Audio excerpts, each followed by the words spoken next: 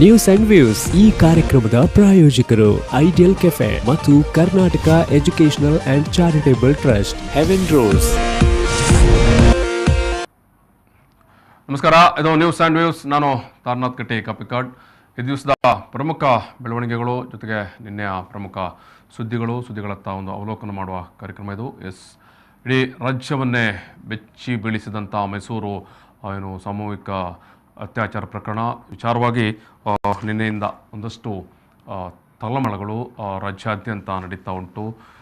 ಹೆಣ್ಣು ಮಗಳನ್ನು ಈ ರೀತಿಯಾಗಿ ಒಂದು ಪ್ರವಾಸಿ ಕೇಂದ್ರದಲ್ಲಿ ಮಾಡಿದಂಥ ಒಂದು ದುಷ್ಕೃತ್ಯ, ಇದರ ಬಗ್ಗೆ ನಾವು ಒಂದಷ್ಟು ವಿಚಾರಗಳನ್ನು ಮಾತಾಡಬೇಕಾಗಿದೆ. ಜೊತೆಗೆ ಮಂಗಳೂರಿನ ಸುರತ್ಕಲ್ ಮಾರುಕಟ್ಟೆ ಇರುವಂಥ ಮಾರುಕಟ್ಟೆಯನ್ನು ಕೆಡವಲಾಗ್ತಾ ಇದೆ, ಹೊಸ ಮಾರುಕಟ್ಟೆಯನ್ನು ನಿರ್ಮಾಣ ಮಾಡ್ತಾರೆ ಅಂತ. ಆದರೆ ಇರುವಂಥ ಮಾರುಕಟ್ಟೆಯನ್ನು ಕೆಡವುವ ಸಂದರ್ಭದಲ್ಲಿ ತಾತ್ಕಾಲಿಕವಾಗಿ ಅಲ್ಲಿರುವಂಥ ವ್ಯಾಪಾರಿಗಳಿಗೆ ಏನು ವ್ಯವಸ್ಥೆ ಅನ್ನುವ ಬಗ್ಗೆ ಒಂದಷ್ಟು ಪ್ರಶ್ನೆಗಳಿದ್ದಾವೆ. ಈ ವಿಚಾರ ಕೂಡ ಮಾತಾಡ್ತೇವೆ. ಸಾಧ್ಯವಾದರೆ ಇವತ್ತು ರಾತ್ರಿಯಿಂದ ಮತ್ತೆ ವೀಕೆಂಡ್ ಕರ್ಫ್ಯೂ ಜಾರಿಯಲ್ಲಿರುತ್ತೆ ದಕ್ಷಿಣ ಕನ್ನಡ ಜಿಲ್ಲೆಯಲ್ಲಿ. ಏನು ಎತ್ತಾನ ಎನ್ನುವ ಬಗ್ಗೆ ಕೂಡ ಮಾತಾಡುವ. ನಾನು ಮೊದಲಾಗಿ ಮೈಸೂರಿನ ವಿಚಾರಕ್ಕೆ ಬರ್ತಾ ಇರುವಂಥದ್ದು. ಸ್ನಾತಕೋತ್ತರ ಪದವಿ ವಿದ್ಯಾರ್ಥಿನಿಯ ಮೇಲೆ ನಡೆದಿರುವಂಥ ಸಾಮೂಹಿಕ ಅತ್ಯಾಚಾರ ಪ್ರಕರಣಕ್ಕೆ ಸಂಬಂಧಪಟ್ಟ ಹಾಗೆ ಈಗಾಗಲೇ ಮೈಸೂರಿನಲ್ಲಿ ಎಡಿಜಿಪಿ ಪ್ರತಾಪ್ ರೆಡ್ಡಿ ನೇತೃತ್ವದಲ್ಲಿ ತನಿಖೆ ತೀವ್ರಗೊಂಡಿದೆ. ಕೃತ್ಯ ನಡೆಸಿದ 3 ಯುವಕರನ್ನು ಪೊಲೀಸರು ವಶಕ್ಕೆ ತೆಗೆದುಕೊಂಡಿದ್ದಾರೆ ಅನ್ನುವಂಥ ಒಂದು ಮಾಹಿತಿ ಕೂಡ ಇದೆ. ಸೊ ಈ ಒಂದು ಆರೋಪಿಗಳ ವಿರುದ್ಧ IPC 376D ಮತ್ತು ಡಕಾಯಿತಿ ಬಗ್ಗೆ ಕೂಡ IPC 397 ಆ ಪ್ರಕರಣವನ್ನು ದಾಖಲು ಮಾಡಲಾಗಿದೆ. ಈಗಾಗಲೇ ದುಷ್ಕರ್ಮಿಗಳು ಸಂತ್ರಸ್ತರ ಮೇಲೆ ಹಲ್ಲೆ ನಡೆಸಿ ಅವರ ಬಳಿ ಇದ್ದ ಮೊಬೈಲ್, ನಗ, ನಾಣ್ಯ ಅಂದರೆ ದುಡ್ಡನ್ನು ಕೂಡ ದೋಚಿದ್ದರು. ಘಟನೆ ನಡೆದಿರುವ ಚಾಮುಂಡಿ ಬೆಟ್ಟ ತಪ್ಪಲಿನ ಅಲ್ನಾಳ್ಳಿ ಸುತ್ತಮುತ್ತಲಿನ 4-5 ಬಡಾವಣೆಯ ಸ್ಥಳೀಯ ಪುಂಡ ಯುವಕರು ಈ ಕೃತ್ಯದಲ್ಲಿ ಭಾಗಿಯಾಗಿರಬಹುದು ಅನ್ನುವಂಥ ಒಂದು ಸಂಶಯ ಇದೆ, ಅನುಮಾನ ಇದೆ. ಈ ಹಿನ್ನೆಲೆಯಲ್ಲಿ ಭಾರಿ ತೀವ್ರವಾದಂಥ ತನಿಖೆಗಳು ಮತ್ತು ತೀವ್ರತರದ ಶೋಧಗಳು ನಡೀತಾ ಇದೆ. ಸೊ ಒಂದು ಮಾಹಿತಿ ಪ್ರಕಾರ ಪೊಲೀಸರು 3 ಮಂದಿಯನ್ನು ವಶಕ್ಕೆ ತೆಗೆದುಕೊಂಡಿದ್ದಾರೆ ಅನ್ನುವಂಥ ಒಂದು ಮಾಹಿತಿ. ಭಾರಿ ಇಡೀ ರಾಜ್ಯವನ್ನೇ ಬೆಚ್ಚಿ ಬೀಳಿಸಿದಂಥ ಘಟನೆ. ಇಂಥ ಒಂದು ಕೊರೋನಾದ ಸಂಕಷ್ಟ ಕಾಲದಲ್ಲಿ ನಾಡು ಇರುವಂಥ ಸಂದರ್ಭದಲ್ಲಿ ಈ ರೀತಿಯಾಗಿ ನಡೆದಂಥ ಕೃತ್ಯದ ಬಗ್ಗೆ ಸಾರ್ವಜನಿಕ ವಲಯದಲ್ಲಿ ಭಾರಿ ದೊಡ್ಡ ಆಕ್ಷೇಪಗಳು ಕೂಡ ಕೇಳಿ ಬಂದಿದೆ. ಇಂತಹ ಸಂದರ್ಭದಲ್ಲಿ ನಮ್ಮ ವ್ಯವಸ್ಥೆ, ನಮ್ಮ ಆಡಳಿತ ವ್ಯವಸ್ಥೆ ಬಗ್ಗೆ, ನಮ್ಮ ಪೊಲೀಸ್ ವ್ಯವಸ್ಥೆಯ ಬಗ್ಗೆ, ಪೊಲೀಸ್ ಬೀಟ್, ಯಾಕಂದರೆ ಒಂದು ಪ್ರಮುಖ ಪ್ರವಾಸಿ ತಾಣ, ಪ್ರಮುಖ ಪ್ರವಾಸಿ ಕೇಂದ್ರ, ಸಾವಿರಾರು ಜನ ಪ್ರತಿನಿತ್ಯ ಭೇಟಿ ಕೊಡುವ ಜಾಗದಲ್ಲಿ ಪೊಲೀಸ್ ಅಥವಾ ಭದ್ರತೆ ವ್ಯವಸ್ಥೆ ಅಥವಾ ಪೊಲೀಸ್ ಬೀಟ್ ವ್ಯವಸ್ಥೆ, ನೈಟ್ ಬೀಟ್ ವ್ಯವಸ್ಥೆ, ಎಲ್ಲ ವಿಚಾರಗಳ ಬಗ್ಗೆ ಈಗ ಒಂದಷ್ಟು ಪ್ರಶ್ನೆಗಳು ಮತ್ತು ಜನರ ಆಕ್ರೋಶ ಕೂಡ ಕೇಳಿ ಬರ್ತಾ ಉಂಟು.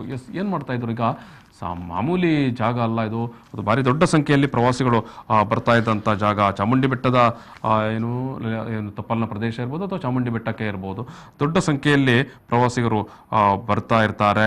ಸೊ ನಾನು ಈ ವಿಚಾರವಾಗಿ ಮೈಸೂರಿನಿಂದ ಹಿರಿಯ ಪತ್ರಕರ್ತರಾಗಿರುವಂಥ MR ಸತ್ಯನಾರಾಯಣ್ ಅವರು ಒಂದಷ್ಟು ಅಪ್ಡೇಟ್ ನಮಗೆ ಕೊಡಲಿಕ್ಕಿದ್ದಾರೆ ಮತ್ತು ಅಲ್ಲಿಯ ಒಟ್ಟು ಪರಿಸ್ಥಿತಿಯ ಬಗ್ಗೆ, ಮೊನ್ನೆಯಿಂದ ನಡೀತಾ ಇರುವಂಥ ವಿಚಾರಗಳು, ತನಿಖೆಗಳು, ಆಮೇಲೆ ಆ ನಂತರದ ಈ ಒಂದು ಘಟನೆಯ ನಂತರ ಅಲ್ಲಿ ಕೈಗೊಂಡಿರುವಂಥ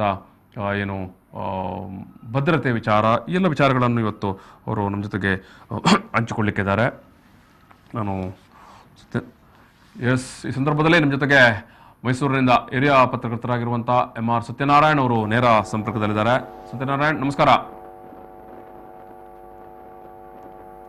ಸತ್ಯನಾರಾಯಣ್ ನಮಸ್ಕಾರ.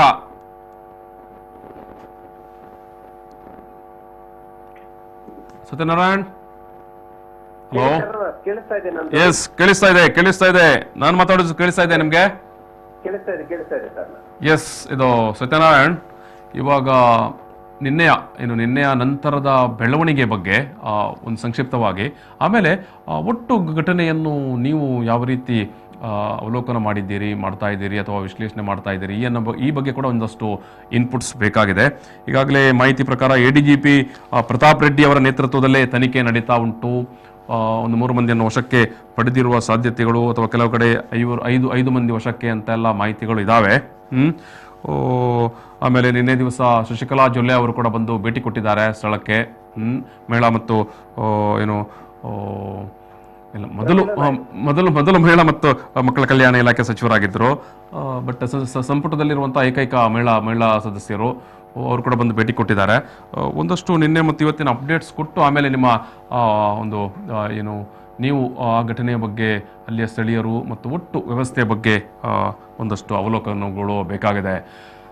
ಸತ್ಯನಾರಾಯಣ ಅವರೇ, ಕರ್ನಾಟಕ ಇವತ್ತು ಈ ರಾಷ್ಟ್ರ ಮತ್ತು ರಾಜ್ಯ ಮೈಸೂರಿನತ್ತ ನೆಟ್ಟಿದೆ. ಕಾರಣ ಅಂದ್ರೆ ಒಂದು ಅಮಾನುಷವಾದಂತ ಕೃತ್ಯ ಮೈಸೂರಿನಲ್ಲಾಗಿದೆ. ಖಂಡಿತ ಇತಿಹಾಸದಲ್ಲಿ ಇದೊಂದು ಕರಾಳ ಚರಿತ್ರೆ ಅಂತ ಹೇಳ್ಬೋದು.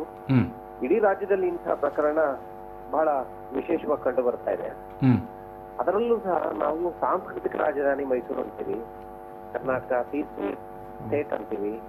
ಇಂತಹ ಅಮಾನುಷ ಕೃತ್ಯವನ್ನ ನಾವು ಉತ್ತರ ಭಾರತದ ಗುಡ್ಡಗಾಡು ಅಥವಾ ಬುಡಕಟ್ಟು ಸಮುದಾಯ ಎಲ್ಲೋ ರಿಮೋಟ್ ಏರಿಯಾದಲ್ಲಿ ನಾವು ಕೇಳಬಹುದು ಅಥವಾ ನೋಡಬಹುದು. ಅಂಥದ್ದು ಮೈಸೂರಿನಲ್ಲಾಯ್ತು ಅಂತ ಹೇಳಿ ಒಂದಷ್ಟು ವಿಚಾರಗಳಿದೆ. ಬಹಳ ವಿಶೇಷವಾಗಿ ಗಮನಿಸಬೇಕು, ಘಟನೆ ಆಗಿದೆ. ಅವರಿಬ್ರು ಹಾಸ್ಪಿಟಲೈಸ್ ಇದ್ದಾರೆ. ಗೃಹ ಸಚಿವರು ಸೇರಿದಂತೆ ಜಿಲ್ಲಾ ಉಸ್ತುವಾರಿ ಸಚಿವರು, ಎಡಿಜಿಪಿ ಪ್ರತಾಪ್ ರೆಡ್ಡಿ ನೇತೃತ್ವದ ವಿಶೇಷ ತನಿಖಾ ತಂಡ ಎಲ್ಲರೂ ಸಹ ಇಲ್ಲಿ ಬೀಡು ಬಿಟ್ಟಿದ್ದಾರೆ. ಆರೋಪಿಗಳ ಎಡೆಮುರಿ ಕಟ್ಟಲಿಕ್ಕೆ ಎಲ್ಲ ರೀತಿಯಾದಂತಹ ಸಕಲ ಕಾರ್ಯಾಚರಣೆ ನಡೀತಾ ಇದೆ. ಇದು ಒಂದು ಭಾಗ. ಮತ್ತೊಂದು ಭಾಗ ನಾವು ಗಮನಿಸಬೇಕಾಗಿರ್ತಕ್ಕಂಥದ್ದು, ಇವತ್ತೆಲ್ಲರೂ ಸಹ ಪೊಲೀಸ್ ಹತ್ತ ಬೆಟ್ ಮಾಡಿ ತೋರಿಸ್ತಾ ಇದ್ದಾರೆ. ಇಡೀ ಘಟನೆಗೆ ಪೊಲೀಸ್ ವರ್ತನೆ, ಪೊಲೀಸ್ ವೈಖರಿ ಮತ್ತು ಪೊಲೀಸ್ ವ್ಯವಸ್ಥೆಯ ವೈಫಲ್ಯ ಅನ್ನುವಂತ ಒಂದು ಪ್ರಶ್ನೆ ಬರ್ತಾ ಉಂಟು. ಪೊಲೀಸ್ ವ್ಯವಸ್ಥೆಯ ವೈಫಲ್ಯ ಅಂತ ಒಂದು ಪ್ರಶ್ನೆ ಬರ್ತಾ ಉಂಟು. ಹೌದೌದು. ಇಲ್ಲಿ ಈ ಸಂದರ್ಭದಲ್ಲಿ ಒಂದು ಗಮನಿಸ್ಬೇಕು ನಾವು, ಈಗ 1 ದಶಕ ಅಥವಾ 2 ದಶಕದ ಹಿಂದೆ ನಾವು ಪೊಲೀಸ್ ವ್ಯವಸ್ಥೆ ಹೇಗಿತ್ತು, ಇವತ್ತಿನ ವ್ಯವಸ್ಥೆ ಹೇಗಿದೆ ಅಂತ ಹೇಳಿ. ಈ 20 ವರ್ಷದ ಹಿಂದೆ ಪೊಲೀಸ್ ವ್ಯವಸ್ಥೆ ಒಳಗಡೆ ಒಂದು ಸ್ಟೇಷನ್ ನಲ್ಲಿ 20 ಜನ ಅಥವಾ 25 ಜನ ಕಾನ್ಸ್ಟೇಬಲ್ ಇರ್ತಾ ಇದ್ರು ಸಿಬ್ಬಂದಿ. ಖಂಡಿತ ಆ ಕನಿಷ್ಠ ಮಟ್ಟದ ಸಿಬ್ಬಂದಿ ಇಟ್ಕೊಂಡೆ ಒಂದು ಅಚ್ಚುಕಟ್ಟಾಗಿರ್ತಕ್ಕಂಥ ಬೀಟ್ ವ್ಯವಸ್ಥೆ ಇತ್ತು ಒಂದು ನಗರಗಳಲ್ಲಿ, ನಗರ ಪಟ್ಟಣಗಳಲ್ಲಿ. ಆದ್ರೆ ಇವತ್ತು ಒಂದು ಸ್ಟೇಷನ್ಗೆ 100-150 ಸಿಬ್ಬಂದಿ ಇದೆ. ಬೆರಳು ತುದಿನಲ್ಲಿ ಟೆಕ್ನಾಲಜಿ ಇದೆ, ಎಲ್ರಿಗೂ ಸೌಲಭ್ಯಗಳಿದೆ. ಪೊಲೀಸರು ಏನಾಗಿದ್ದಾರೆ ಅಂತಕ್ಕಂಥದ್ದು ಒಂದು ಪ್ರಶ್ನೆ. ಇವತ್ತು ಯಾವುದೇ ಒಂದು ಬೀದಿನಲ್ಲಿ ನಡುರಾತ್ರಿನಲ್ಲಿ ಬೀಟ್ ಬರ್ತಕ್ಕಂಥ ವ್ಯವಸ್ಥೆಯನ್ನು ನೋಡ್ತಾ ಇಲ್ಲ. ಜನ ಮಾತಾಡ್ತಾ ಇದ್ದಾರೆ, ಎಲ್ಲೋದ್ರು ಪೊಲೀಸರು ಅಂತ ಹೇಳಿ. ಖಂಡಿತ ಸಾಮಾನ್ಯವಾಗಿ ಹಿಂದೆ ಪೊಲೀಸ್ ಆಫೀಸರ್ ಇದ್ದವರು ಅವರು ಕರ್ತವ್ಯ ಏರಿಯಾದಲ್ಲಿ ಆಗಾಗ್ಗೆ ಬೀಟ್ ಮಾಡ್ತಕ್ಕಂಥದ್ದು, ಜನಸಮುದಾಯದೊಳಗೆ ಪಾಲ್ಗೊಳ್ತಕ್ಕಂಥದ್ದು, ಅನುಮಾನಾಸ್ಪದ ವ್ಯಕ್ತಿ, ಶಂಕಾಸ್ಪದ ಚಟುವಟಿಕೆ ಇದ್ರೆ ಅಲ್ಲಿ ಪ್ರಶ್ನೆ ಮಾಡ್ತಕ್ಕಂಥದ್ದು, ಒಂದಿಷ್ಟು ಗದರಿಸ್ತಕ್ಕಂಥ ವಾತಾವರಣ ಗಮನಿಸ್ತಾ ಇದ್ವಿ. ಅದು ಇವತ್ತೆಲ್ಲ ಆತರದ ನಡವಳಿಕೆಯನ್ನು ನಿರೀಕ್ಷಣೆ ಮಾಡ್ತಾ ಇಲ್ಲ ನಾವು. ಅಂದ್ರೆ ಅದನ್ನೆಲ್ಲೂ ಕಾಣ್ಲಿಕ್ಕೆ ಸಾಧ್ಯ ಇಲ್ಲ. ಅಂತಹ ಒಂದು ಅಚ್ಚುಕಟ್ಟಾಗಿರ್ತಕ್ಕಂಥ ಬೀಟ್ ವ್ಯವಸ್ಥೆ ಇವತ್ತು ಮಾಯ ಆಗಿದೆ. ಪೊಲೀಸ್ ಸ್ಟೇಷನ್ಗಳು ಇವತ್ತು ನಾಗರಿಕರು ಮಾತಾಡ್ತಾ ಇರೋದು, ನಾನ್ ಹೇಳ್ತಾ ಇಲ್ಲ, ವ್ಯಾಪಾರಿ ಕೇಂದ್ರಗಳಾಗಿವೆ, ಕಲೆಕ್ಷನ್ ಸೆಂಟರ್ಗಳಾಗಿವೆ ಅಂತ ಹೇಳಿ. ಒಂದು ಪೊಲೀಸ್ ವ್ಯವಸ್ಥೆಯ ಬಹುದೊಡ್ಡ ಆಶಯ ಅಂತಂದ್ರೆ ಸಮುದಾಯಕ್ಕೆ, ಸಮಾಜಕ್ಕೆ ರಕ್ಷಣೆ ಕೊಡ್ತಕ್ಕಂತಹ ಭಾವನೆ ಜನರಲ್ಲಿ ಮೂಡಿಸ್ಬೇಕು, ಶಾಂತಿ ಸುವ್ಯವಸ್ಥೆಯನ್ನ ಕಾಪಾಡ್ಬೇಕು. ಅದ್ರ ಜೊತೆಗೆ ಆದ್ರೆ ಶಾಂತಿ ಸುವ್ಯವಸ್ಥೆ ಕಾಪಾಡೋದ್ರಲ್ಲಿ ಜನಕ್ಕೆ ಅಲ್ಲಿ ನಮ್ಗೆ ನ್ಯಾಯ ಸಿಗ್ತದೆ, ಇಲ್ಲಿ ನಮ್ಗೆ ಸಮಾಧಾನ ಸಿಗ್ತದೆ ಅಂತ ನಿರೀಕ್ಷಣೆಗಳೇ ಇಲ್ಲದೆ ಇರೋದಂತ ವಾತಾವರಣ ಇದೆ. ಹಾಗಾಗಿ ಪೊಲೀಸರ ನಡವಳಿಕೆ ಇದೆಯಲ್ಲ, ಇವತ್ತಿನ ನಡವಳಿಕೆ, ಯಾರು ಏನ್ ಮಾಡಿದ್ರು ಸಹ ನಮ್ಗೆ ಯಾರು ಕೇಳೋದಿಲ್ಲ, ಹೇಳೋದಿಲ್ಲ ಅಂತಕ್ಕಂಥ ಭಾವನೆ ಜನಮಾನಸದಲ್ಲಿ ಮೂಡಿದೆ. ಈಗ ಒಂದು ಕ್ರೈಮ್ ರೇಟ್ ಸಹ ಹೆಚ್ಚಾಗ್ಲಿಕ್ಕೆ ಸಾಧ್ಯ ಆಗಿದೆ. ಸತ್ಯನಾರಾಯಣ್, ಪೊಲೀಸ್ ವ್ಯವಸ್ಥೆ ಒಂದಷ್ಟು ಕಡೆ ಬರೀ ಕಲೆಕ್ಷನ್ ಸೆಂಟರ್ ಮಾತ್ರ ಆಗಿದೆ ಅಂತ ಹೇಳಿದ್ರಿ ನೀವು. ಆಯ್ತು, ಈ ಕಲೆಕ್ಷನ್ ಮಾಡಿ ಅವರು ಕೊನೆಗೆ ಏನ್ ಮಾಡ್ತಾರೆ ಅಂತ ಏನಾದ್ರು ಲೆಕ್ಕಾಚಾರಗಳು, ವ್ಯವಹಾರಗಳು? ಅದು ಒಂದು ಚರ್ಚೆ ಇದೆ. ಇವತ್ತು ಎಂಥ ಮಟ್ಟಕ್ಕಿದೆ ಅಂದ್ರೆ ಸ್ಟೇಷನ್ ಕಲೆಕ್ಟ್ ಆಗೋದು ಅದಲ್ಲ ಅಂತ ಹೇಳಿ ಬೀದಿಗೆ ಇಳಿದಿದ್ದಾರೆ ಪೊಲೀಸರು. ಇವತ್ತು ಎಲ್ಲ ನಾನು ಮೈಸೂರಿನಷ್ಟೇ ನಾನು ಕೇಂದ್ರೀಕರಿಸಿ ಮಾತಾಡ್ತಾ ಇಲ್ಲ, ಎಲ್ಲಾ ಜಿಲ್ಲಾ ಕೇಂದ್ರಗಳಲ್ಲಿ ನೋಡಿ ರಾತ್ರಿ 9:00ವರೆಗೆ ಮೊದಲು ಬೀಟ್ ಪೊಲೀಸ್ಗಳು ಎಲ್ಲಿರ್ತಾ ಇದ್ರು, ನಾಗರಿಕ ಬಡಾವಣೆಗಳಿರ್ತಾ ಇದ್ರು, ಆ ಸೈರನ್ ಹಾಕೊಂಡು ವೆಹಿಕಲ್ ಓಡಾಡ್ತಾ ಇತ್ತು. ಇವತ್ತು ನಗರ ಪಟ್ಟಗಳು ನಾವೆಲ್ಲ ನೋಡ್ತಾ ಇದೀವಿ ಆ ಬೀಟ್ ವೆಹಿಕಲ್ ಗಳನ್ನ, ಅಂದ್ರೆ ಬಾರ್ಗಳ ಮುಂದೆ, ವೈನ್ ಸ್ಟಾಪ್ ಮುಂದೆ, ಡಾಬಾಗಳ ಮುಂದೆ ನಡುರಾತ್ರಿನಲ್ಲಿ ಲೈಸೆನ್ಸ್ ಇಲ್ದೇನೆ ಅಕ್ರಮ ವ್ಯವಹಾರ ಮಾಡ್ತಕ್ಕಂತ ಅಂಗಡಿಗಳನ್ನ ಎದುರುಗಡೆ ನಿಂತಿರ್ತಾರೆ. ಅದು ವಸೂಲಾತಿಗೆ. ಇಷ್ಟೆಲ್ಲ ಅಂತ ಹೇಳಿ ಬೀದಿನಲ್ಲಿ ಒಂದ್ ಜೀಪ್ ಬರ್ತದೆ, 2 ಕಾನ್ಸ್ಟೇಬಲ್ ಇರ್ತಾರೆ, ಒಂದ್ ಪೆಟ್ಟಿಗೆ ಅಂಗಡಿ, ಗೂಡ್ ಅಂಗಡಿ, ಸಣ್ಣ ಅಂಗಡಿ, ದೊಡ್ಡ ಅಂಗಡಿ, ವೈನ್ ಸ್ಟೋರು, ಬಾರ್, ಇಲ್ಲೆಲ್ಲ ಅವರದ್ದೇ ಸ್ಲ್ಯಾಬ್ ನಿಗದಿ ಮಾಡ್ಕೊಂಡು ಹಣ ವಸೂಲ್ ಮಾಡ್ತಾರೆ. ಕಣ್ಣಲ್ಲಿ ನೋಡಿದೀವಿ, ಎಲ್ಲರೂ ನೋಡ್ತಾ ಇದ್ದಾರೆ. ಈ ತರ ಅಕ್ರಮದ ಸ್ವರೂಪದಲ್ಲಿ ವಸೂಲ್ ಮಾಡಿದಂತ ದೊಡ್ಡ ಪೊಲೀಸರು ಎಲ್ಲಿ ತಲುಪಿಸ್ತಾ ಇದ್ದಾರೆ, ಎಲ್ಲಿಗೆ ತಲುಪಿಸ್ತಾ ಇದ್ದಾರೆ? ಈಗ ಪ್ರಶ್ನೆ ಅದೇ ಇರುವಂತದ್ದು, ಎಲ್ಲಿಗೆ ತಲುಪಿಸ್ತಾ ಇದ್ದಾರೆ ಅಂತ. ಅದೇ ನಾಗರಿಕರು ಪ್ರಶ್ನೆ ಮಾಡ್ತಾ ಇರ್ತಕ್ಕಂಥದ್ದು, ಅವ್ರು ರಸ್ತೆ ಮಾಡ್ತಾ ಇದಾರ, ಕ್ಷೇತ್ರ ಕಟ್ಟಿಸ್ತಾ ಇದಾರ, ಈ ತರ ಅಕ್ರಮ ವಸೂಲ್ ಮಾಡಿ ಆಸ್ಪತ್ರೆ ಕಟ್ಟಿಸ್ತಾ ಇದಾರ, ಧರ್ಮಛತ್ರಗಳನ್ನ ನಿರ್ಮಿಸ್ತಾ ಇದಾರ, ಏನ್ ಮಾಡ್ತಾ ಇದಾರೆ ದುಡ್ಡು ತಗೊಂಡೋಗಿ? ಜನಗಳು ಸಹ ವ್ಯವಹಾರ ಆಗ್ಲಿ ವ್ಯಾಪಾರ ಆಗ್ಲಿ ತೊಂದರೆ ಆಗತ್ತಲ್ಲ ಅಂತ ಹೇಳಿ ದುಡ್ಡು ಕೊಡ್ತಾ ಇದ್ದಾರೆ. 10 ರೂಪಾಯಿಂದ ಶುರುವಾಗಿ ಅದು 1000, 1500, 2000 ದಿನಕ್ಕಿದೆ. ಈ ತರ ಪೊಲೀಸರು ಪ್ರತಿ ಏರಿಯಾದಲ್ಲಿ ಕಲೆಕ್ಟ್ ಮಾಡೋಂಥ ದುಡ್ಡನ್ನ ಎಲ್ಲಿಗೆ ತಲುಪಿಸ್ತಾ ಇದ್ದಾರೆ? ಪೊಲೀಸರು ಉತ್ತಿಸ್ಬೇಕು. ಪೊಲೀಸ್ ಜೀಪೇ ಬಸ್ ಅಧಿಕೃತವಾಗಿ ಪೊಲೀಸ್ ಕಾನ್ಸ್ಟೇಬಲ್ ಯೂನಿಫಾರ್ಮ್ ಹಾಕೊಂಡು, ಎಂಥ ದುರ್ಗತಿ ಇದು. ಇವರಿಂದ ನಾವು ಏನ್ ನಿರೀಕ್ಷೆ ಮಾಡ್ಲಿಕ್ಕೆ ಸಾಧ್ಯ ಅಂತಕ್ಕಂಥದ್ದು ಸಹ ಒಂದು ಪ್ರಶ್ನೆ. ಹೌದು, ಈಗ ನೀವು ಹೇಳಿದಾಗೆ ದುಡ್ಡು ವಸೂಲಿ ಮಾಡಿ ಅದರಿಂದ ಏನಾದರೂ ಜನೋಪಯೋಗಿ ಕೆಲಸ ಮಾಡಿದ್ದರೆ ಬಹುಶಃ ಆ ಕೆಲಸಕ್ಕೆ ಒಂದು ಮಟ್ಟಿಗೆ ಅದು ಕೂಡ ಮಾಡೋದು ಸರಿಯಲ್ಲ, ಒಂದು ಮಟ್ಟಿಗೆ ಅದು ಸಾರ್ಥಕತೆ ಅಂತ ಹೇಳಿಕೊಳ್ಳಬಹುದಿತ್ತು. ಆದರೆ ಕಲೆಕ್ಷನ್ ಮಾಡಿದ ದುಡ್ಡು ಎಲ್ಲಿ ಹೋಯ್ತು ಅನ್ನೋದು ಇನ್ನು ಕೂಡ ಅದು ಎಲ್ಲ ನೀವು ಹೇಳಿದಾಗೆ ಎಲ್ಲಾ ಜಿಲ್ಲಾ ಕೇಂದ್ರಗಳಲ್ಲಿ ಕೂಡ ಅದೊಂದು ನಿಗೂಢ ಪ್ರಶ್ನೆ. ಮತ್ತಿನ್ನೊಂದು ವಿಶೇಷ, ಈಗ ಪೋಸ್ಟಿಂಗ್ಸ್ ಆಗ್ತಾ ಇತ್ತು ಪೊಲೀಸ್ನಲ್ಲಿ ಹಿಂದೆ. ಈಗ ಮಂಗಳೂರು ಉದಾಹರಣೆ ತಗೊಂಡ್ರೆ, ಬಂದರ್ ಅಂತ ಸ್ಟೇಷನ್ಗೆ ಒಬ್ಬ ಅಧಿಕಾರಿ ಹಾಕ್ಬೇಕು ಅಂತಂದ್ರೆ ಅಲ್ಲಿನ ಕ್ರೈಮ್ ರೇಟ್ ಗಳು ನೋಡ್ತಾ ಇದ್ರು, ಕ್ರೈಮ್ ನೇಚರ್ ಗಳು ನೋಡ್ತಾ ಇದ್ರು. ಆ ಎಲ್ಲ ಅಕ್ರಮ ಚಟುವಟಿಕೆಗಳನ್ನ ಹತ್ತಿಕ್ಲಿಕ್ಕೆ ಸಮರ್ಥವಾದಂತ ಅಧಿಕಾರಿನ ಹುಡುಕಿಯಲ್ಲಿ ಹಾಕ್ತಾ ಇದ್ರು. ಖಂಡಿತ ಅವ್ನ್ ಫೇಲ್ಯೂರ್ ಆಗ್ತಾ ಇದ್ದ ಅಂದ್ರೆ ಇಮಿಡಿಯೇಟ್ ಒಂದು ಕಿತ್ ಬಿಸಾಕಿ ಸಮರ್ಥ ಅಧಿಕಾರಿನ ರಿಪ್ಲೇಸ್ಮೆಂಟ್ ಮಾಡ್ತಾ ಇದ್ರು. ಒಂದು ಅಪರಾಧ ಚಟುವಟಿಕೆ ಭಯ ಇರ್ತಾ ಇತ್ತು, ನಾಗರಿಕ ಸಮಾಜ ನೆಮ್ಮದಿಯಾಗಿ ಜೀವನ ಮಾಡ್ತಾ ಇತ್ತು. ಇವತ್ತು ಪೋಸ್ಟಿಂಗ್ಸ್ ರೇಷಿಯೋನೇ ಚೇಂಜ್ ಆಗಿದೆ, ಅದರ ವರ್ತನೆ ಬದಲಾಗಿದೆ. ಯಾರು ಕಂತೆ ದುಡ್ಡು ಕೊಟ್ಟು ಅಲ್ಲಿ ಸಂದಾಯ ಮಾಡ್ತಾರೆ ಅವನಿಗೆ ಆಯಕಟ್ಟಿನ ಜಾಗ ಸಿಗ್ತಾ ಇರತಕ್ಕಂತ. ಆಯಕಟ್ಟಿನ ಜಾಗ ಎಂತದ್ದು, ವಸೂಲಾತಿಗೆ ತುಂಬಾ ಚೆನ್ನಾಗಿರೋ ವಸೂಲಾತಿ ಇರೋಂತ ಜಾಗನೇ ಇವತ್ತು ಆಯಕಟ್ಟಿನ ಜಾಗ ಪೊಲೀಸಲ್ಲಿ. ಆತರ ದುಡ್ಡು ಕೊಟ್ಟು ಬಂದಿರತಕ್ಕಂಥ ವ್ಯಕ್ತಿ ಬಂದ್ ಮಾಡೋದೇನು, ವಸೂಲ್ತಾನೆ ಮಾಡ್ಬೇಕಾಗಿರೋದು. ಖಂಡಿತ ಖಂಡಿತ ಇದು ಸರ್ವೇ ಸಹಜ ಅನ್ನೋ ಲೆವೆಲ್ಗೆ ತುಂಬಾ ಡೈಜೆಸ್ಟ್ ಆಗೋಗ್ಬಿಟ್ಟಿದೆ ಸೊಸೈಟಿ ಒಳಗಿದೆ. ಅಂದ್ರೆ ಬಹುತೇಕ ಮಂದಿ ಆಯಕಟ್ಟಿನ ಜಾಗವನ್ನೇ ಹುಡುಕಾಡಿಕೊಂಡಿರ್ತಾರೆ. ಹೌದು. ಸೊ ನಾಗರಿಕ ರಕ್ಷಣೆಯ ಜವಾಬ್ದಾರಿ ಅನ್ನೋದು ಅಲ್ಲಿ ಸೆಕೆಂಡರಿ ಇಶ್ಯೂ ಆಗುತ್ತೆ. ಹೌದು. ಇದರೊಂದಿಗೆ ಜನ ಸಮುದಾಯದಲ್ಲಿ ಇರ್ತಾ ಇದ್ರು ಜನ, ಪೊಲೀಸ್ ಆಫೀಸರ್ಗಳು ಜನರ ಮಧ್ಯೆ ಇರ್ತಾ ಇದ್ರು, ವ್ಯವಸ್ಥೆ ಒಳಗಡೆ ಇರ್ತಾ ಇದ್ರು. ಇವತ್ತೆಲ್ಲ ಸ್ಟೇಷನ್ ಒಳಗಡೆ, ಕಚೇರಿ ಒಳಗಡೆ ರಿಸರ್ವ್ ಆಗುತ್ತದೆ. ಏನಾರ ಕ್ರೈಮ್ ಜರುಗಿದ್ರೆ ಮಾತ್ರ. ಇವತ್ತು ನೋಡಿ ಮೈಸೂರಿನಲ್ಲಿ ಇನ್ಸಿಡೆಂಟ್ ಆಗಿ ಗ್ಯಾಂಗ್ ರೇಪ್ ಆಗಿ 1.5 ದಿವಸ ಆದ್ರೂ ಕಮಿಷನರ್ ಸ್ಥಳ ವಿಸಿಟ್ ಮಾಡೋದಿಲ್ಲ. ಪ್ರಕರಣದ ಗಂಭೀರತೆ ಇವರಿಗೆ ಅರ್ಥ ಆಗಿಲ್ಲ ಅಂದ್ರೆ ಇವರನ್ನ ಆಳ್ತಕ್ಕಂಥ ಸರ್ಕಾರ, ನಮ್ ಸರ್ಕಾರ, ನಮ್ಮ ವ್ಯವಸ್ಥೆಗೆ ಹೆಂಗೆ ಅರ್ಥ ಆಗ್ಬೇಕಿತ್ತು.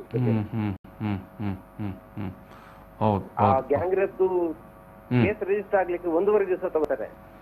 ಘಟನೆ ನಡೆದು 1.5 ದಿವಸಗಳ ಬಳಿಕ ಪ್ರಕರಣ ದಾಖಲಾಗತ್ತೆ. ಹೌದು. ಅಂದ್ರೆ ಅಂದ್ರೆ ವಿಷಯದ ಗಂಭೀರತೆ ಬಹುಶಃ ಜನಗಳು ಮಾತನಾಡಿದ ನಂತರ ಅಷ್ಟೇ ಅವರಿಗೆ ಮನದಟ್ಟ ಆಯ್ತು ಏನೋ. ಎಲ್ಲಿ ನಮ್ ಲ್ಯಾಪ್ಸೇಷನ್ ಆಗ್ಬಿಡ್ತು ಅಂತ ಹೇಳಿ ಎಚ್ಚೆತ್ತರ ಹೊರತು ಅದ್ ಹಾಗೆ ಮುಚ್ಚೋಗ್ತಾ ಇದ್ದಂತ ಹಲವು ಪ್ರಕರಣ ಮುಚ್ಚೋಗಿದಾವಲ್ಲ, ಅದ್ರಲ್ಲಿ ಇದು ಒಂದು ಸೇರ್ಸ್ಕೊಡ್ತಾ ಇತ್ತು. ಮತ್ತೆ ಯಾಕಂತ ಹೇಳಿದ್ರೆ ಕೊನೆಗೆ ಮತ್ತೆ ಕೇಳುವಂಥದ್ದು ಎಲ್ಲರೂ ಕೂಡ, ರಾತ್ರಿ ಯಾಕೆ ಹೋದ್ರು, ಹಗಲು ಯಾಕೆ ಹೋಗ್ಲಿಲ್ಲ, ಯಾಕೆ ರಾತ್ರಿ ನೀವು ಹೇಳಿದ ಪ್ರಶ್ನೆ ನೈಟ್ ಬೀಟ್ ಎಷ್ಟು ರೆಗ್ಯುಲರ್ ಆಗಿ ನಡೀತಾ ಇತ್ತು ಅನ್ನೋ ಬಗ್ಗೆ ಯಾರು ಮಾತಾಡೋದಿಲ್ಲ ಅಲ್ವಾ. ಸೊ ಹಾಗಾಗಿ ಬಹುಶಃ ಈ ಪ್ರಕರಣದ ಹಿನ್ನೆಲೆಯಲ್ಲಿ ನಾವು ನೀವು ನೋಡಿದಾಗೆ ಇಂಥ ಘಟನೆಗಳು ಪದೇ ಏನು ನಡೀತಾ ಇರುತ್ತೆ. ಆದರೆ ಪೊಲೀಸ್ ವ್ಯವಸ್ಥೆ, ಪೊಲೀಸ್ ಬೀಟಿಂಗ್ ವ್ಯವಸ್ಥೆ ಅದು ಕೂಡ ದೊಡ್ಡ ಮಟ್ಟದಲ್ಲಿ ಪ್ರವಾಸಿಗಳು ಬರುವಂಥ ಕ್ಷೇತ್ರ, ತಾಣ ಯಾವುದಿದೆ ಅಲ್ಲಿ ಒಂದಷ್ಟು ತುಂಬ ಅಲರ್ಟ್ ಆಗಿರಬೇಕಾದ ವಿಚಾರ ಈ ಒಂದು ಘಟನೆಯ ಮೂಲಕ ನಾವು ಬಹುಶಃ ನೆನಪಿಸಬಹುದು. ಏನು ಹೇಳ್ತೀರಿ? ಎಸ್, ಇದು ಸತ್ಯನಾರಾಯಣ ಅವರೇ, ನಿಮ್ಮ ಮಾಹಿತಿಗಾಗಿ ನಾನು ನಿಮಗೆ ಧನ್ಯವಾದ ಹೇಳ್ತಾ ಇದ್ದೇನೆ. Thank you. ಎಸ್, ಇದು ಮೈಸೂರಿನಿಂದ ಸತ್ಯನಾರಾಯಣ ಅವರು, ಎಂ ಆರ್ ಸತ್ಯನಾರಾಯಣ ಅವರು ಹೇಳಿರುವಂಥ ವಿಚಾರ. ಎಸ್, ಒಟ್ಟು ಮೈಸೂರಿನ ಈ ಘಟನೆ ಕರ್ನಾಟಕದಲ್ಲಿ ಯಾಕಂತ ಹೇಳಿದ್ರೆ ಇಂಥ ಘಟನೆಗಳು ಈ ರೀತಿಯ ಏನು ಹೆಣ್ಮಕ್ಳು ಅಥವಾ ಗಂಡು ಮಕ್ಕಳು ಮತ್ತು ಹೆಣ್ಮಕ್ಳು ಜೊತೆಯಾಗಿ ಎಲ್ಲೇ ಏನು ಯಾವುದಾದ್ರೂ ಪ್ರವಾಸಿ ತಾಣಗಳಿಗೆ ಅಥವಾ ಪಾರ್ಕ್ಗಳಿಗೆ ಹೋದಾಗ ಅನೇಕ ಸಂದರ್ಭಗಳಲ್ಲಿ ನಾವು ನೋಡಿದ್ದೇವೆ ಅವರನ್ನು ಬೆದರಿಸುವುದು, ಅವರನ್ನು ಸುಲಿಗೆ ಮಾಡುವಂಥದ್ದು. ಈ ಬೆದರಿಸುವುದು ಮತ್ತು ಸುಲಿಗೆ ಮಾಡುವಂಥದ್ದು ವಿಚಾರ ಇದೇನೋ ಮೈಸೂರು ಬೆಂಗಳೂರಿಗೆ ಸೀಮಿತವಾದದ್ದಲ್ಲ. ಇದು ನಮ್ಮ ಕರಾವಳಿಯ ಬೀಚ್ಗಳಲ್ಲಿ ಕೂಡ ಇದೇ ರೀತಿಯ ಘಟನೆಗಳು ನಡೀತಾ ಇತ್ತು. ಅತ್ಯಾಚಾರದಂಥ ಘಟನೆ ನಡೆಯದೇ ಇದ್ದರೂ ಕೂಡ ಜೊತೆಯಾಗಿ ಹೋದಂಥ ಹುಡುಗಿ ಅಥವಾ ಗಂಡಸು ಹೆಂಗಸು, ಪುರುಷ ಮಹಿಳೆ ಹೋದಂಥ ಸಂದರ್ಭದಲ್ಲಿ ಕರಾವಳಿಯ ಕೆಲವು ಬೀಚ್ಗಳಲ್ಲಿ ಅವರನ್ನು ಸುಲಿಗೆ ಮಾಡಿ ಹೊಡೆದು ಬಡದು ಅವರಲ್ಲಿದ್ದಂಥ ನಗದು ಮೊಬೈಲ್ಗಳನ್ನು ಕಸಿದುಕೊಂಡಂಥ ಘಟನೆಗಳು ನಡೆದಿತ್ತು. ಒಂದೆರಡು ಪ್ರಕರಣಗಳು ಗಂಭೀರವಾಗಿ ಏನು ಅದು ಮಾಧ್ಯಮಗಳಲ್ಲಿ ಮತ್ತು ಅದು ಸಾಮಾಜಿಕ ಜಾಲತಾಣದಲ್ಲಿ ಹೊರಬಂದ ನಂತರ ಅಷ್ಟೇ ಪೊಲೀಸರು ಕೂಡ ಸ್ವಲ್ಪ ಮಟ್ಟಿಗೆ ಜಾಗರೂಕತರಾದರು. ಇವತ್ತು ಕರಾವಳಿಯ ಬೀಚ್ಗಳ ಮಟ್ಟಿಗೆ ತಕ್ಕ ಮಟ್ಟಿಗೆ ಒಂದು ಪೊಲೀಸರಲ್ಲಿ ಒಂದು ಅಲರ್ಟ್ ಇದೆ ಎನಿ ಟೈಮ್ 24/7 ಅಂತಲೇ ಹೇಳ್ಬೋದು. ಈ ಘಟನೆಗಳು ನಡೆದ ಬಳಿಕ ಇಲ್ಲಿ ಮೈಸೂರಿನಿಂದ ಸತ್ಯನಾರಾಯಣ ಅವರು ಮಾತನಾಡಿದ ಸಂದರ್ಭದಲ್ಲಿ ಕೂಡ ಏನು ನೈಟ್ ಬೀಟ್ ಇವಾಗ ಎಲ್ಲಿ ಹೋಗಿದೆ, ಏನೋ ದಾರಿ ಬದಿಗಳಲ್ಲಿ ಏನೋ ಸಿಟಿಯ ಒಳಗಡೆ ಬಾರ್ ಆ್ಯಂಡ್ ವೈನ್ ಶಾಪ್ಗಳ ನಡುವೆ ಅಥವಾ ಅಕ್ಕಪಕ್ಕದಲ್ಲಿ ಅಥವಾ ಅದರ ಅಕ್ಕಪಕ್ಕದ ರಸ್ತೆಯಲ್ಲೇ ನಿಂತ್ಕೊಂಡು ಪೊಲೀಸರು ರಾತ್ರಿ ವೇಳೆ ಕಾಯ್ತಾ ಇರ್ತಾರೆ. ಇದು ಯಾವ ಕಾರಣಕ್ಕೆ ಅನ್ನುವ ಅನುಮಾನಗಳು, ಗುಮಾನಿಗಳನ್ನು ಕೂಡ ಅವರು ಪ್ರಶ್ನೆ ಎತ್ತಿದರು. ಇದು ಸಾರ್ವಜನಿಕ ವಲಯದಲ್ಲಿ ಎಲ್ಲರೂ ನೋಡಿರುವಂಥ ಮತ್ತು ಎಲ್ಲರೂ ಕೇಳಿರುವಂಥ ವಿಚಾರ ಕೂಡ, ಕಣ್ಣಾರೆ ನೋಡಿರುವ ಮತ್ತು ಅನುಭವಕ್ಕೆ ಬಂದಿರುವಂಥ ವಿಚಾರವೇ. ಆದರೆ ಅದೆಷ್ಟೋ ಪ್ರವಾಸಿ ತಾಣಗಳು ಅಥವಾ ಪಾರ್ಕ್ಗಳು ಅಥವಾ ಬೀಚ್ಗಳು ಅದು ಸ್ವಲ್ಪ ಪ್ರಮುಖ ರಸ್ತೆಗಳಿಗಿಂತ ಒಂದಷ್ಟು ಆಚೆ ಬದಿಯಲ್ಲಿ ಇರುತ್ತೆ. ಸೊ ಅಂಥ ಸಂದರ್ಭದಲ್ಲಿ ಅಲ್ಲಿಗೆ ಅಪರಾತ್ರಿ ಹೊತ್ತು ನೈಟ್ ಬೀಟ್ ಪೊಲೀಸರು 1 ಬಾರಿ 2 ಬಾರಿ ಹೋಗುವಂಥದ್ದು ನಿರಂತರವಾಗಿ ಮಾಡಿಕೊಂಡು ಇದ್ದರೆ ಈ ರೀತಿಯ ದುಷ್ಕೃತ್ಯ ಮಾಡುವವರಿಗೂ ಕೂಡ ಒಂದು ಭಯ ಕಾಡುತ್ತಾ ಇರುತ್ತೆ. ಎನಿ ಮೂಮೆಂಟ್ ಎನಿ ಟೈಮ್ ಪೊಲೀಸರಲ್ಲಿ ಬಂದೇ ಬರಬಹುದು ಅಂತ. So for a long time continuous ಆಗಿ ಯಾರೂ ಇತ್ತ ಕಡೆ ತಲೆನೇ ಆಗ್ತಾ ಇಲ್ಲ ಅಂತ ಹೇಳಿದ್ರೆ ಈ ರೀತಿಯ ಕಳ್ಳಕಾಕರಿಗೂ, ದರೋಡೆಕಾರರಿಗೂ, ದುಷ್ಕರ್ಮಿಗಳಿಗೂ ಅದೊಂದು ಒಳ್ಳೆಯ ಅವಕಾಶ ಆಗುತ್ತೆ. ಇಲ್ಲಿ ಪೊಲೀಸರೇ ಬರೋಲ್ಲ ಅಂತ ಟೇಕನ್ ಟು ಗ್ರಾಂಟೆಡ್ ಅಂತ ಆಗುತ್ತೆ. ಈಗ ನಾನು ಆವಾಗ ಹೇಳಿದಾಗೆ ಮಂಗಳೂರಿನ ಬೀಚ್ ಪರಿಸ್ಥಿತಿ ಒಂದು ಸಂದರ್ಭದಲ್ಲಿ ಯಾವ ರೀತಿ ಅಂತ ಹೇಳಿದ್ರೆ ಅಲ್ಲಿಗೆ ಯಾವುದೇ ಏನು ಮಹಿಳೆ ಅಥವಾ ಪುರುಷ ಜೊತೆಯಾಗಿ ಹೋಗಲಿಕ್ಕೆ ಭಯಪಡುವಂಥ ವಾತಾವರಣ ಸೃಷ್ಟಿ ಆಗಿತ್ತು ಮಂಗಳೂರಿನ 1-2 ಬೀಚ್ಗಳಲ್ಲಿ. ಯಾವಾಗ ಪೊಲೀಸರು ಒಂದಷ್ಟು ಅಲರ್ಟ್ ಆದರೂ ರಾತ್ರಿಯಾಗಲೂ ಆ ಬೀಚಿನ ನಿಯರ್ ಬೈ ರಸ್ತೆಗಳಲ್ಲಿ ಪೊಲೀಸರ ವಾಹನಗಳು ಓಡಾಡಲಿಕ್ಕೆ ಆರಂಭವಾಯಿತು. ಆನಂತರ ಲೋಕಲ್ ಆಗಿ ಇದ್ದಂಥ ಇಲ್ಲಿ ಗಮನಿಸಬೇಕಾದದ್ದು, ಯಾವುದೇ ಪ್ರವಾಸಿ ತಾಣ, ಪ್ರವಾಸಿ ಕೇಂದ್ರಗಳಲ್ಲಿ ಒಂದಷ್ಟು ಗೂಂಡಾಕೃತ್ಯನ್ನು ಯಾರು ಮಾಡ್ತಾರಂತ ಹೇಳಿದ್ರೆ ಸ್ಥಳೀಯರು ಮಾಡ್ತಾರೆ. ಯಾಕಂತ ಹೇಳಿದ್ರೆ ಆ ಲೊಕ್ಯಾಲಿಟಿ ಬಗ್ಗೆ ಅವರಿಗೆ ತುಂಬ ಚೆನ್ನಾಗಿ ಅರಿವಿರುತ್ತೆ ಮತ್ತು ಅಲ್ಲಿ ಬಂದು ಹೋಗುವವರ ಬಗ್ಗೆ ಅವರಿಗೆ ಮಾಹಿತಿ ಇರುತ್ತೆ. ಯಾವ ಹೊತ್ತಿಗೆ ಪೊಲೀಸರು ಬರ್ತಾರೆ ಅನ್ನೋ ಬಗ್ಗೆ ಕೂಡ ಮಾಹಿತಿ ಇರುತ್ತೆ. ಮತ್ತು ತಪ್ಪಿಸಿಕೊಳ್ಳಲಿಕ್ಕೆ ಸಾಕಷ್ಟು ದಾರಿಗಳು ಅವರಿಗೆ ಗೊತ್ತಿರುತ್ತೆ ಆ ಪ್ರದೇಶ ವ್ಯಾಪ್ತಿಯಲ್ಲಿ. ಸೊ ಹಾಗಾಗಿ ಪೊಲೀಸರು ನಿರಂತರವಾಗಿ ಆ ಪ್ರದೇಶದಲ್ಲಿ ಓಡಾಡ್ತಾ ಇದ್ದಾರೆ. ಪೊಲೀಸ್ ಗಾಡಿಯ ಸೈರನ್ ಕೇಳುತ್ತೆ ಅಂತ ಹೇಳಿದ್ರೆ ಖಂಡಿತವಾಗಿಯೂ ಈ ರೀತಿಯ ದುಷ್ಕರ್ಮಿಗಳು ಕೂಡ ಸ್ವಲ್ಪ ಜಾಗರೂಕತರಾಗ್ತಾರೆ ಅಥವಾ ಒಂದು ಸರಿದಾರಿಗೆ ಬಂದಿರ್ತಾರೆ. ಇದು ಸ್ವಲ್ಪ ಅಲರ್ಟ್ ಆಗಿರುವಂಥ ಏರಿಯಾ ಇದು ಅನ್ನುವ ಬಗ್ಗೆ ಮಾಹಿತಿ ಇರುತ್ತೆ. ಸೊ ಯಾವಾಗ ನಮ್ಮ ವ್ಯವಸ್ಥೆ ತೀರಾ ಬರೇ ಹೆದ್ದಾರಿ ಅಥವಾ ಬರೇ ಟ್ರಾಫಿಕ್ ಜಂಕ್ಷನ್ಗಳಲ್ಲಿ ಅಥವಾ ಕೇವಲ ಬಾರ್ ಆ್ಯಂಡ್ ವೈನ್ ಶಾಪ್ನ ಮುಂದೆ ಪೊಲೀಸ್ ಗಾಡಿಗಳು ನಿಂತಿರುತ್ತೋ ಅಲ್ಲಿಯ ತನಕ ಸ್ವಲ್ಪ ಈ ರೀತಿಯ ಪರಿಸ್ಥಿತಿಗಳು ಜನರಲ್ಲಿ ಒಂದಷ್ಟು ಅಪನಂಬಿಕೆಗಳು ಉಂಟಾಗುತ್ತೆ. ಪೊಲೀಸರು ಅಲರ್ಟ್ ಆಗಬೇಕಾದ ಜಾಗದಲ್ಲಿ ಅಲರ್ಟ್ ಮಾಡುವುದನ್ನು ನಿರಂತರವಾಗಿ ಮಾಡ್ತಾ ಬರಬೇಕಾಗಿದೆ. ಇಷ್ಟು ಹೇಳಿ ಈ ದಿವಸದ ನ್ಯೂಸ್ ಆ್ಯಂಡ್ ವ್ಯೂಸನ್ನು ಇಲ್ಲಿ ಸಮಾಪನ ಮಾಡ್ತಾ ಇದ್ದೇನೆ. Thank you.